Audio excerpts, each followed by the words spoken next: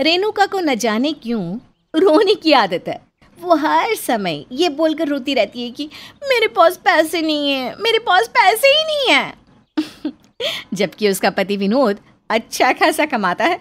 रेणुका की सास लता अपनी बहू की इस आदत से बहुत परेशान रहती है। क्या लता अपनी बहू की इस आदत को छुड़ा पाएगी या फिर वो भी अपनी बहू के रंग में रंग जाएगी? सुनते हैं रेणुका और लता की इस कहानी को। बहू, आज फिर से तुम रात का बचा हुआ खाना खिला रही हो। कितनी बार कहा है तुमसे कि तुम रात को इतना खाना मत बनाओ कि सुबह तक चले। माँ जी, आपके बेटे मुझे इतना पैसा नहीं देते कि मैं 4 टाइम का खाना बनाऊं। अब जो है जैसा है वही खा लो। बहू, मेरा बेटा कम कमाता हो या ज्यादा, लेकिन इस घर में जरूरत का सारा सामान रखता है। तो फालतू की बात है मत क्या कर, और थोड़ा दिल बड़ा रखा कर। माँ जी, दिल बड़ा करने से कुछ नहीं होता, जेब बड़ी करनी पड़ती है। अब आप जल्दी से खा लो, गरम करके लाई हूँ, ठंडा हो जाएगा खाना। लता खाना खा लेती है। थोड़ी देर बाद लता की पड़ोसन आती है और उससे बात करने बैठ जाती है। तभी लता अपनी बहू से कहती है, बहू, हमारे घर मेहमान आए हैं, जाकर चाय बना कर लाओ। लता बहन, हम कहाँ के मेहमान, हम तो पड़ोसी हैं। चाय वाय तो रहने ही तो आप। अरे बहन, इतने दिनों बाद आई हो तो मेहमान ही हुई ना आप। अब आई हो तो बिना चाय पिए नहीं जाने दूंगी। अरे जा बहू, चाय बना ला। पता नहीं क्यों माँ जी सबको बुला बुला कर चाय पिलाती हैं। इन्हें पता ही नहीं कि कितनी महंगाई हो रही है। अरे इन्हें चाय पीने का शौक है तो ये क्यों नहीं चली जाती किसी के घर चाय पीने के लिए। थोड़ी देर बाद रेणुका चाय बनाकर लाती है। चाय देखकर लता और पड़ोसन दोनों के होश उड़ जाते हैं। लता गुस्से से अपनी बहू से कहती है, बहू, क्या हुआ है तुझे? ये काली चाय बनाकर क्यों लाई हो? इसमें दूध क्यों नहीं डाला? माँ जी, आपको पता तो है दूध कितना महंगा हो रहा है, इसलिए मैं दूध कम ही लाती हूँ। अब घर में दूध नहीं होता तो क्या करती मैं, इसलिए बिना दूध की चाय बना दी मैंने। अरे बहू, बाजार से ले आती या मंगवा लेती। माँ जी, दूध लाने के लिए पैसे भी तो होने चाहिए ना। मुझे ही पता है मैं कितनी गरीबी में दिन काट रही हूँ। आपका क्या है, बैठकर हुक्म चला देती हो। वैसे माँ जी, ये काली चाय ना सेहत के लिए बहुत अच्छी होती है। सास बहू की बात सुनकर पड़ोसन को बहुत अजीब लगता है। बहन जी, आप परेशान मत हो, मैं फिर कभी चाय पी लूंगी। अभी चलती हूँ मैं। अरे बहन जी, रुकिए तो। नहीं नहीं लता जी, मैं बाद में आऊंगी, अभी चलती हूँ मैं। पड़ोसन वहां से चली जाती है। लता को अपनी बहू पर बहुत गुस्सा आता है। बहू, अगर तू ऐसे ही लोगों के सामने गरीबी का नाटक करती रहेगी ना तो कोई भी नहीं आएगा यहाँ पर, ना रिश्तेदार, ना कोई पड़ोसी, और ना ही कोई दोस्त। अच्छा है ना माँ जी, कोई भी ना आए यहाँ पर, ना कोई रिश्तेदार ना कोई पड़ोसी। घर का खर्चा तो कम होगा माँ जी। लता और रेणुका बहस कर ही रही थी कि तभी वहां पर विनोद आकर कहता है, रेणुका, तुम क्यों दिमाग खराब करती हो? 4 दिन का बचा हुआ खाना लंच में पैक करके दे देती हो। कब सुधरोगी तुम? तो क्या करूं, फेंक दूं खाना? अरे फेंकने के लिए कौन बोल रहा है? देखो, तुम रोज खाना बनाया करो, थोड़ा थोड़ा, और ताज़ा खाना बनाया करो। फेंकने की जरूरत ही नहीं पड़ेगी। और इतने दिन के रखे पुराने खाने से तबीयत भी खराब हो जाती है। इतनी गरीबी है घर में और तुम बादशाह वाले ख्वाब देख रहे हो। रोज अच्छा खाना खाना है। सैलरी देखिए अपनी। रेणुका, मैं अच्छा खासा कमा लेता हूँ, और कम से कम इतना तो कमा ही लेता हूँ कि इस घर में रह रहे लोगों का पेट अच्छी तरह से पाल सकूं। रहने दो, अब बोलो मत कुछ, चुप ही रहो। माँ, कल से आप ही खाना बना देना।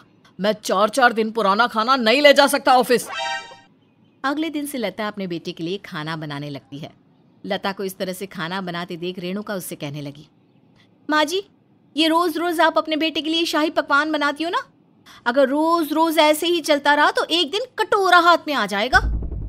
अरे बहू, शुभ शुभ बोल। ये कैसी अशुभ बातें कर रही है तू यहाँ खड़ी होकर? ऊपर वाला करे मेरा घर फलता रहे, फूलता रहे। और हाँ, ऐसी बातें ना अपने मायके वालों के बारे में बोला कर। हमारे बारे में ये सब आप शगुन बोलने की जरूरत नहीं है।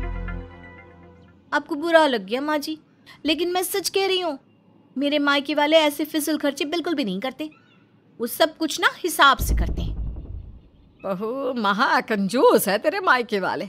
दाल बनाते हैं तो रोटी नहीं बनाते, और रोटी बनाते हैं तो दाल नहीं बनाते। मुझे याद है, मेरा बेटा पहली बार तेरे घर गया था और बेचारा अचार से रोटी खाकर आया था।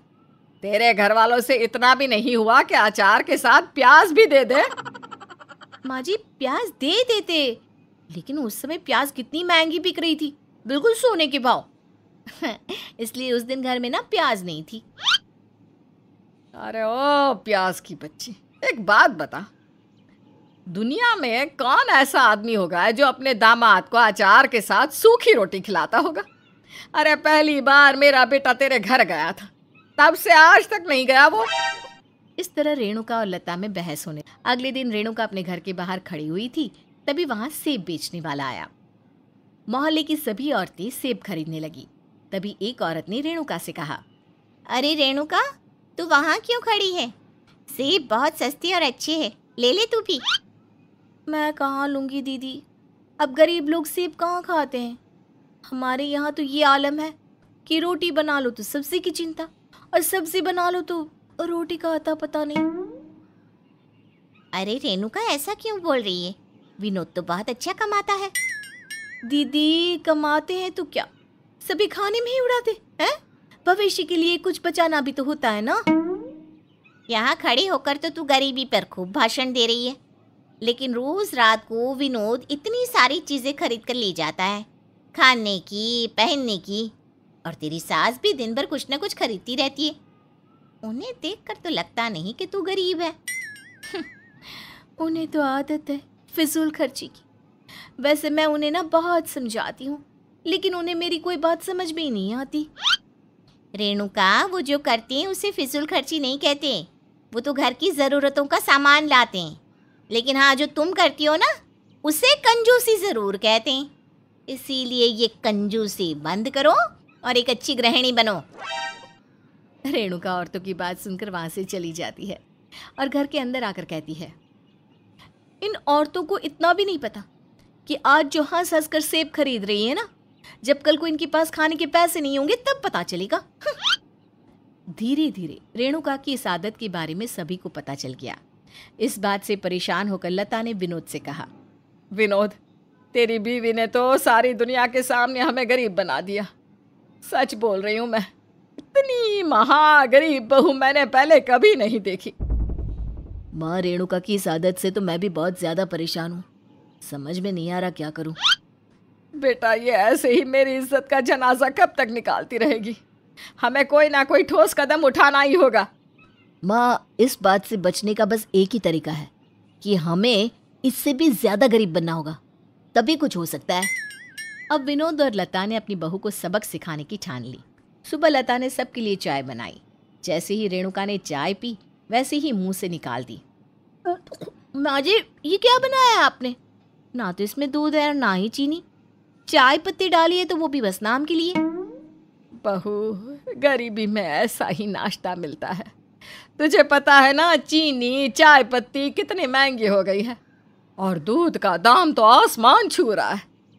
इसलिए बहू, तुझे जो मिल रहा है वही खा पी ले और ऊपर वाले का शुक्रिया अदा कर। रेणुका अपनी सास की बात सुनकर हैरान हो गई। थोड़ी देर बाद रेणुका ने अपने पति से कहा, सुनिए जी, मुझे अपने मायके जाना है, आप मुझे कुछ रुपए दीजिए ना। विनोद रेणुका को 10 रुपए देता है। ये क्या, 10 रुपए? अरे और कितने रुपए दूं तुम्हें? तुम्हें पता है ना मेरी सैलरी कितनी कम है, घर का गुजारा मुश्किल से हो पाता है। मुझे ये सब मत बताओ, कम से कम ऑटो या टैक्सी का किराया तो दे दो। 10 रुपए में मैं अपने मायके कैसे जाऊंगी? देखो, यहाँ से पैदल जाना बस स्टॉप तक, वहाँ से 5 रुपए वाली टिकट लेना और उसके बाद तुम सीधे अपने घर पहुँच जाओगी। और हाँ, मैंने तुम्हें दोनों तरफ का किराया दे दिया है, अब ये मत बोलना कि मैं तुम्हारा ख्याल नहीं रखता। विनोद वहाँ से चला जाता है। रेणुका सोचती है, क्या हो गया इन दोनों को, ये दोनों तो मुझसे भी ज्यादा महागरीब हो गए। रात को रेणुका सबके लिए खाना बना रही होती है, तभी विनोद और लता उसके पास आकर कहते हैं, अरे रेणुका बहू, क्या बना रही हो? इतना सारा खाना कौन खाएगा? एक काम करो, तुम सिर्फ 3 रोटी बनाना, हम तीनों एक एक रोटी ही खाएंगे। और ये आलू बैंगन बनाने की जरूरत नहीं है। आज सिर्फ आलू बना लो और 2 दिन बाद बैंगन बनाना। इस तरह ये सब्जी 4 दिन चल जाएगी। 2 दिन आलू खाएंगे और 2 दिन बैंगन। ये आप दोनों को क्या हो गया है? इतने कंजूस तो आप पहले कभी नहीं थे, और क्यों ऐसी बात कर रहे हो? माँ जी, एक एक रोटी से हम तीनों का पेट भर जाएगा? हैं?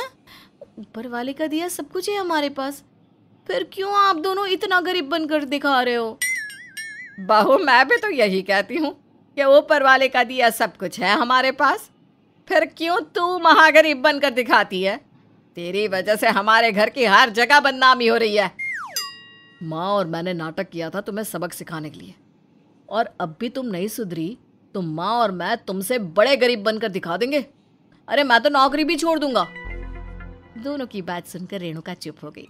उसने दोनों से वादा किया कि वो आगे से कभी गरीब बनकर नहीं दिखाएगी। अब रेणुका अपने मोहल्ले वालों, रिश्तेदारों और दोस्तों के बीच अपनी और अपने परिवार की छवि सुधारने की कोशिश कर रही है। अरे ये नहीं वो नहीं, ऐसा नहीं वैसा नहीं, तो चाहिए क्या आपको बहन जी? अरे भैया, मेरी मम्मी जी को ऐसी वैसी सब्जी पसंद नहीं है। अच्छी शक्ल हो, ताजी हो और स्वाद भी। अरे सब्जी में आपकी सास के इतने नखरे हैं, तो उन्होंने आपको कैसे पसंद किया होगा? पूछिए मत। बहन जी, ये रही हमारी बेटी। और ना चाय यहाँ रखो। मुझे तो कुछ खास नहीं लग रही है लड़की। माँ, 44वीं लड़की है, वो भी आपको खास नहीं लग रही? अरे हम कोई और देख लेते हैं। सच कहूँ तो मुझे रीना बहुत पसंद आई है। मैं शादी करूंगा तो इसी से। अरे पर मुझे, मैंने हर बात तुम्हारी मानी है ना माँ, इस बार तुम मेरी बात मान लो प्लीज। मुझे रीना बहुत पसंद है। ठीक है, तेरी मर्जी। अब तुझे पसंद है तो मैं क्या कह सकती हूँ।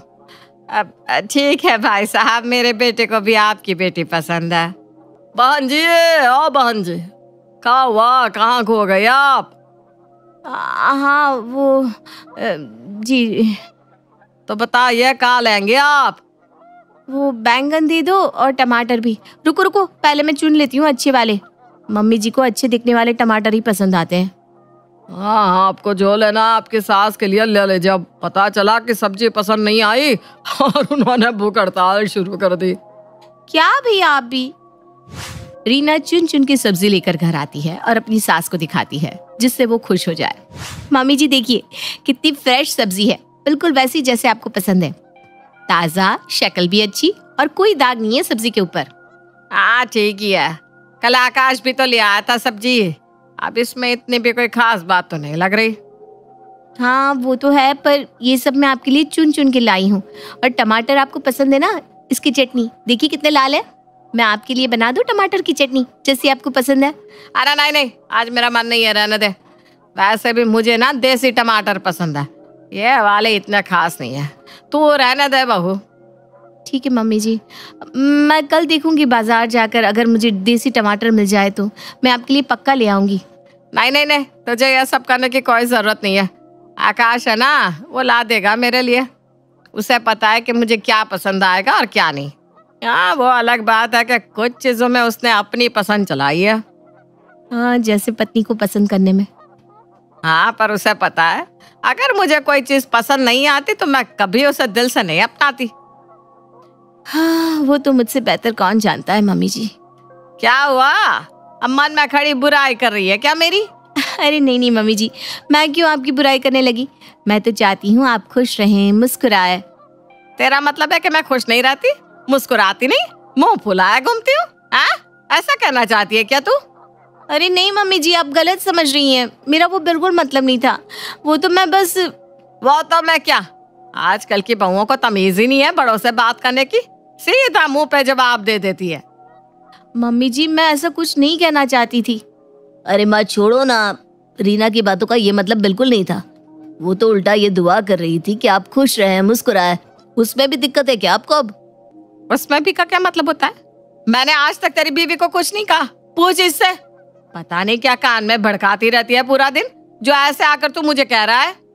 अरे माँ, रीना तुम्हारे बारे में मुझसे कभी कुछ नहीं कहती, सच।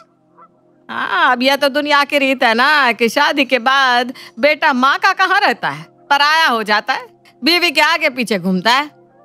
ऐसा कुछ भी नहीं है माँ। ठीक है, आई एम सॉरी, मैंने तुमसे कुछ कह दिया। अब चलो मान भी जाओ। मुझे भी माफ कर दीजिए मम्मी जी, मेरी वजह से आपका मन दुख हो तो। हाँ हाँ अब ठीक है, मेरा दिल बहुत बड़ा है इसलिए सबको माफ कर देती हूँ। ये हुई ना बात। अच्छा अब मैं चलता हूँ ऑफिस, मुझे लेट हो रहा है। ध्यान से जाना मेरा राजा बेटा। रीना की लाख कोशिशों के बाद भी रीना अब तक कावेरी की पसंद नहीं बन पाई थी, लेकिन उसने भी हार न मानने की कसम खा ली थी। वो रोज कावेरी का मन जीतने की कोशिश करती, रोज कुछ ऐसा करती जो कावेरी को इम्प्रेस कर सके। अरे बहन जी, आपने इतनी साड़ियाँ देखी है, अभी तक आपको कोई पसंद नहीं आ रही क्या? अरे भैया, मुझे आपकी दुकान की सबसे बेहतरीन साड़ी दिखाइए ना। अच्छा अच्छा समझ गया, अपनी सास को देनी है ना आपको? आपको कैसे पता? अरे मैडम जी, जब भी कोई लड़की आकर ये कहती है ना कि मुझे सबसे बेहतरीन साड़ी दिखाओ, तो वो अपने लिए मांग रही होती है, जिससे वो होने वाले पति को इम्प्रेस कर सके। लेकिन कोई शादीशुदा औरत आकर कहती है ना सबसे अच्छी साड़ी दिखाओ इसका मतलब उसके और उसकी सास के 36 के आंकड़े हैं और बहू सास को इम्प्रेस करना चाहती है। भैया अब तो बड़ी स्मार्ट हो, अब प्लीज मदद भी कर दीजिए। अरे बहन जी, मैं आपको एक ऐसी साड़ी दिखाता हूँ जो पूरे जयपुर में आपको कहीं नहीं मिलेगी, और उसे देखकर आपकी सास आपको गले लगा लेगी। अच्छा फिर तो जल्दी से दिखाइए। ये देखिए, ऐसा काम और ऐसा कपड़ा आपको कहीं नहीं मिलेगा। ये आपको मार्केट में मिल जाए तो नाम बदल डालूंगा अपना। वाह, ये तो सच में बहुत सुंदर साड़ी है भैया, पर थोड़ी सी महंगी है बहन जी।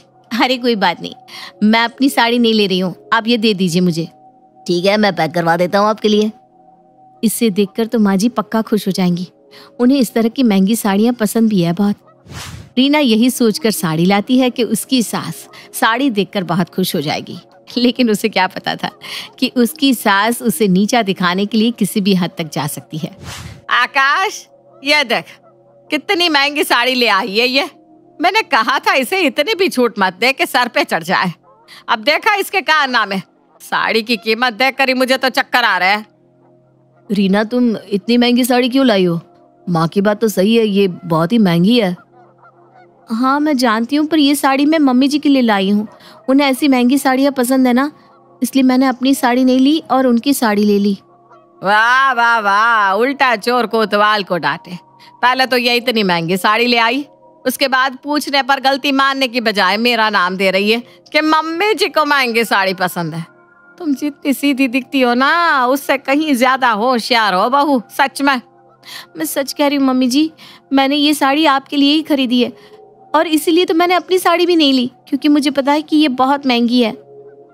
माँ, रीना कह रही है तो मान लो, वो कितने प्यार से तुम्हारे लिए साड़ी लाई है। और देखो ना, सच में वो अपने लिए भी साड़ी नहीं लाई, सिर्फ तुम्हारे बारे में सोचकर। हाँ, बड़ी आई मेरे बारे में सोचने वाली। मेरे बारे में सोचने के लिए मेरा बेटा है, वो मुझे हर महीने एक अच्छी सी अच्छी साड़ी दिलवाता है। तुम्हें मेरे बारे में सोचने की कोई जरूरत नहीं है। ये तो यही साबित करना चाहती है ना कि मैं कितना खर्च करवाती हूँ, कि इतनी महंगी महंगी साड़ियाँ लेती हूँ। यही साबित करना चाहती हो ना बहू? नहीं माँ जी, ये तो आपका हक है, आपका बेटा इतना कमाता है, आप कोई भी साड़ी ले सकती हैं। मुझे तो लगा मैं आपके लिए कोई तोहफा ले आती हूँ, इसलिए मैं आपके लिए साड़ी ले आई बस। बस, अब और कुछ कहने की जरूरत नहीं है, सब समझती हूँ मैं। तुम अपने पति के सामने अच्छा बनने की कोशिश कर रही हो, जिससे मेरा बेटा हमेशा ही तुम्हारी साइड लेता रहे। माँ, ये कैसी बात कर रही हो तुम?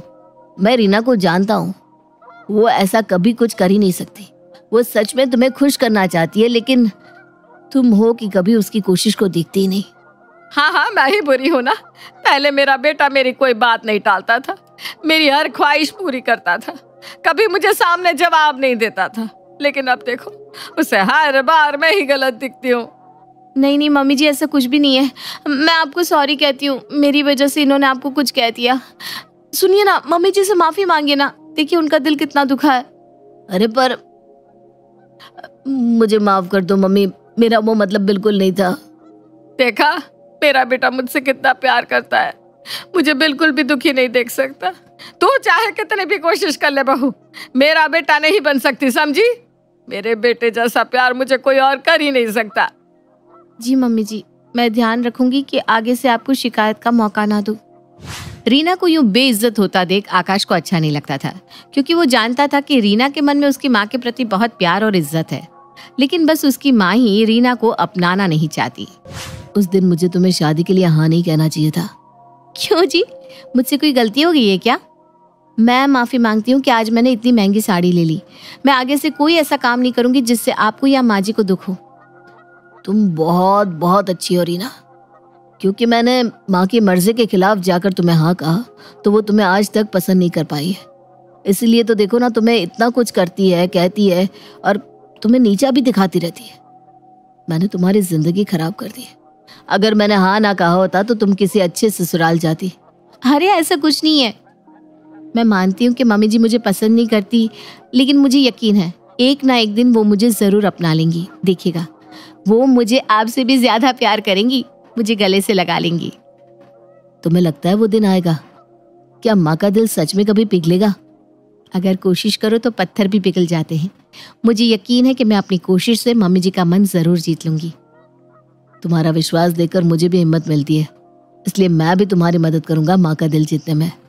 पक्का? पक्का पक्का। बोलो, मैं क्या मदद कर सकता हूँ? तो बताइए, माँ जी का जन्मदिन कब आता है? माँ का जन्मदिन तो अगले ही महीना है। क्यों, क्या हुआ, क्यों पूछ रही हो? मैं इसलिए पूछ रही हूँ क्योंकि मैं सोच रही थी कि इस बार मैं मम्मी जी का जन्मदिन अच्छे से मनाऊं। मैंने एक बार उनके मुंह से सुना था कि उन्होंने कभी अपना जन्मदिन अच्छे से नहीं मनाया, इसलिए इस बार मैं उनकी सहेलियों को भी बुलाऊंगी और उनके लिए खुद केक भी बनाऊंगी। सुना था शादी के बाद बीवी पति को खुश करने के लिए केक और पार्टी रखती है। लेकिन यहाँ तो मेरी बीवी अपनी सास का जन्मदिन मना रही है। बोलो। हाँ, क्योंकि आपकी माँ को खुश करना भगवान को धरती पर लाने के समान है। ये बात सही कही तुमने। और वैसे भी मेरे पतिदेव तो मुझसे ऐसे ही इम्प्रेस्ड है। क्या? अरे हम तो आपके गुलाम हैं, गुलाम मेम साहब। रीना ने कावेरी का जन्मदिन धूमधाम से मनाने का सोचा था, इसलिए उसने 1 महीने पहले ही सारी तैयारियां शुरू कर दी थी। कविता आंटी, आप आएंगी ना तो मम्मी जी को बहुत अच्छा लगेगा। सच में, आप इतनी पुरानी सहेलियां हैं, आप जरूर आइएगा। ठीक है, अब मैं फोन रखती हूँ। मम्मी जी की सहेलियों को तो बोल दिया, केक बना दिया है, अब नाश्ता बना देती हूँ जल्दी से। मम्मी जी को चाट बहुत पसंद है और छोले भटूरे, सबसे पहले यही बना देती हूँ। मैं तुम्हारी कोई मदद कर दूं?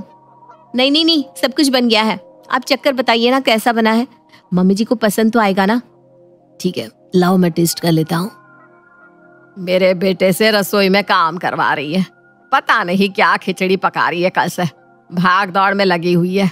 ऐसा भी क्या कर रही है ये, और मेरा बेटा तो इसके पीछे लट्टू हुआ पड़ा है। जन्मदिन की शुभकामनाएं हो कावेरी। अरे तुम सब यहाँ? अरे तेरा जन्मदिन है ना, इसलिए पार्टी करने आए हैं। तेरी बहू ने हमें फोन किया था। हाँ माँ, और ये देखो रीना ने तुम्हारे लिए केक भी बनाया है।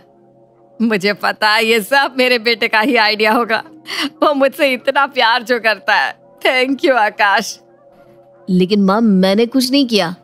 अरे तुम लोगों को पता है, कब से रसोई में खड़ा है बेचारा, मेरे लिए सब बना रहा था। अरे वाह बेटा, तूने तो बहुत अच्छी पार्टी रखी है माँ के लिए। अरे ये सब रीना ने किया आंटी जी। उसे ना अपनी तारीफ करने की आदत नहीं है, क्या करे आप। मम्मी जी आइए, केक काट लीजिए। हाँ हाँ चलो। रीना की इतनी मेहनत के बाद भी कावेरी ने उसका एक बार भी नाम नहीं लिया और ना ही उसे केक खिलाया, पर इस बात का आकाश को बहुत ज्यादा बुरा लग गया था। माँ, मुझे तुमसे बात करनी है।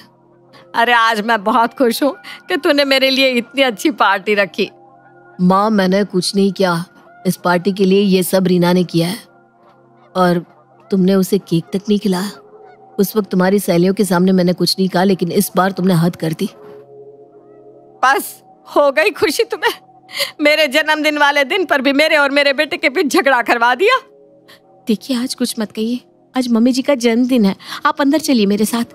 बस अब बहुत हो चुका, मैं ऐसे और नहीं देख सकता। अगर माँ तुम्हें पसंद नहीं करती तो हम यहाँ नहीं रहेंगे, उन्हें अकेले ही रहने दो, हम यहाँ से चले जाते हैं। ये आप कैसी बात कर रहे हैं? मम्मी जी को अकेला छोड़ दे, वो भी उनकी इस उम्र में। तुमने कितनी कोशिश की तुम उनका दिल जीत सको, लेकिन उन पर किसी भी बात का असर ही नहीं है। मैं अब यहाँ तुम्हारा और अपमान नहीं देख सकता, इसलिए हम यहाँ नहीं रहेंगे। पहले तो आप धीरे बात करिए, मम्मी जी ने सुन लिया तो उन्हें कितना दुख होगा। आप उनके बेटे हैं, उन्हें आपकी जरूरत है। हम मम्मी जी को छोड़कर कहीं नहीं जाएंगे। मुझे माफ कर दे बहू, मुझे माफ कर दे। मैं पता नहीं क्यों अपने अहंकार में तेरी खूबियों को देख नहीं पाई, लेकिन आज जब मेरा बेटा मुझे छोड़ने को तैयार था, लेकिन तू मेरा साथ नहीं छोड़ रही, मुझे एहसास हो गया है कि तू तो मेरे बेटे से भी बढ़ गया है। मम्मी जी आप रोइए मत, हम कहीं नहीं जाएंगे आपको छोड़कर। मुझे पता था रीना ऐसा ही कुछ कहेगी। मेरा प्लान कामयाब हो गया आखिरकार। कावेरी को एहसास हो गया कि रीना से अच्छी बहू उसे मिल ही नहीं सकती थी। ये क्या खुशबू आ रही है? माँ, ये लड्डू तुमने मेरे लिए बनाया है ना? हाथ भी मत लगाना लड्डू को, ये मैंने रीना के लिए बनाया है। मैंने कहा था ना, मम्मी जी मुझे आपसे भी ज्यादा प्यार करती है। तो मैं घर छोड़कर जा रहा हूँ। दरवाजा वहां है, उस तरफ। माँ